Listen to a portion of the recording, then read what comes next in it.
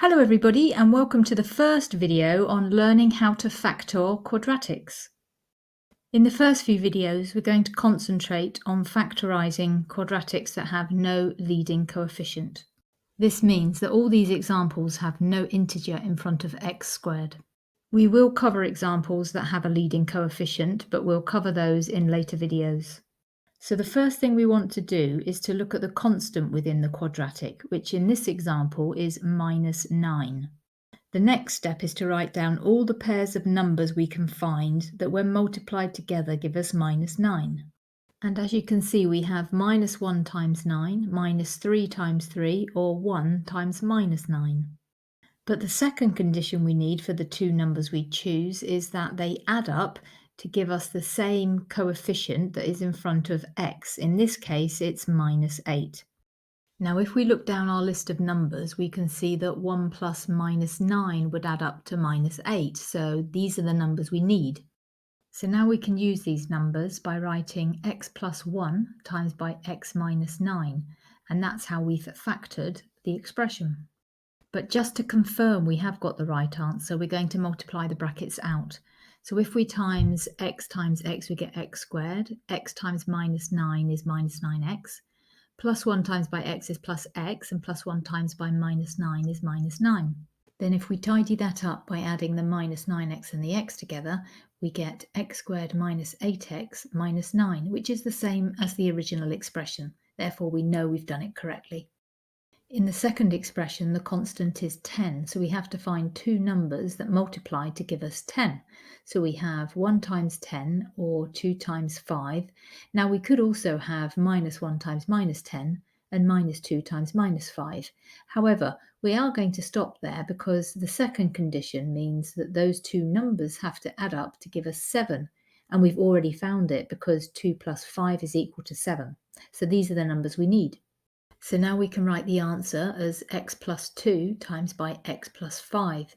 However, if we want to double check our answer, then obviously we can multiply the bracket out again, and we get x squared plus 2x plus 5x plus 10, which of course tidies up to give us x squared plus 7x plus 10. So again, we know we've done it correctly.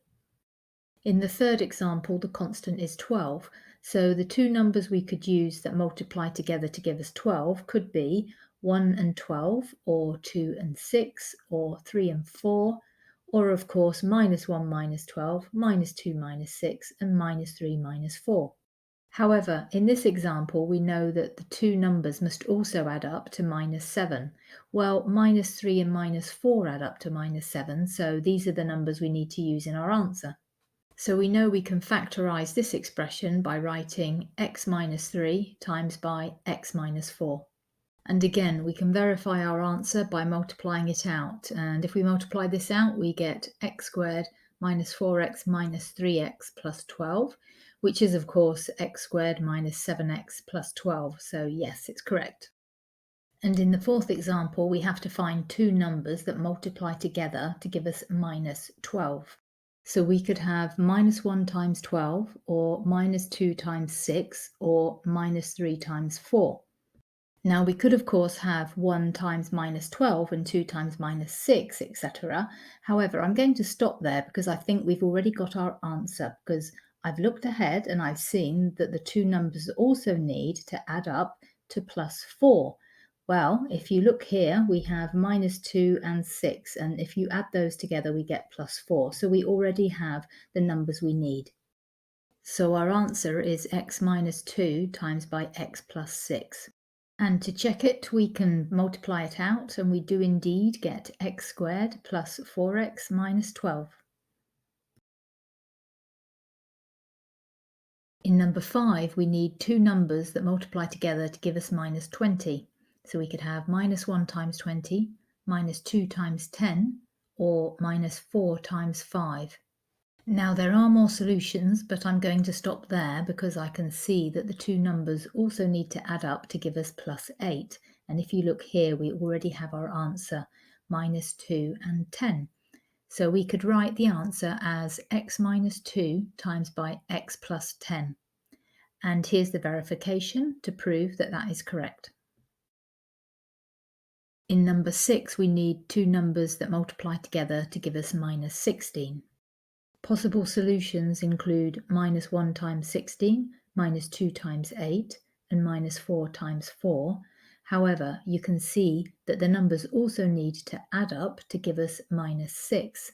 So it looks like the minus signs will be the other way round. So if we put 2 times minus 8, that does multiply to give us minus 16, and it does add up to give us minus 6. So this is our answer. So we can write x plus 2 times by x minus 8. And again, I've also multiplied the brackets out to prove that it is the correct answer.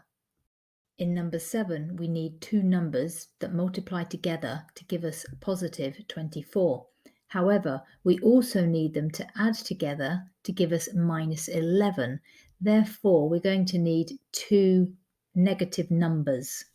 So to multiply together to give us 24, we could have minus 1 times minus 24, minus 2 times minus 12, or minus 3 times minus 8.